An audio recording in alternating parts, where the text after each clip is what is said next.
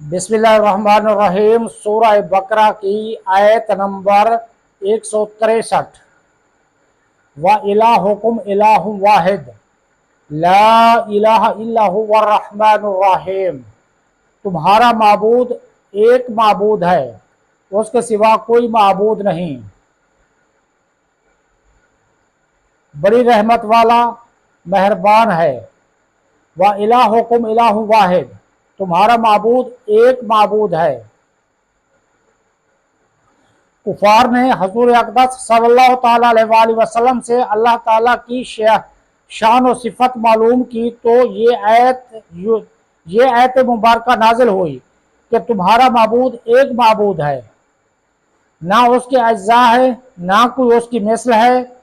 معبود و رب ہونے میں کوئی اس کا شریک نہیں، وہ اپنی ذات و صفات اور افعال میں یکتا ہے۔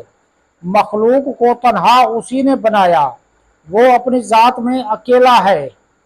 اس میں اعظم والی آیات۔ حضرت اسماء بنت یزید رحمۃ اللہ تعالی عنہا سے روایت ہے، نبی کریم صلی اللہ تعالیٰ علیہ وآلہ وسلم نے ارشاد فرمایا، اللہ تعالیٰ کا اسم اعظم ان دو آیتوں میں ہے۔ ایک یہ آیت ہے وَإِلَٰهُكُمْ إِلَٰهٌ وَاحِدٌ لَا إِلَٰهَ إِلَّا هُوَ الرَّحْمَٰنُ الرَّحِيمُ۔ دوسری سورہ آل عمران کی ابتدائی آیت۔ الف لام میم اللہ لا الہ الا هو الحی القیوم۔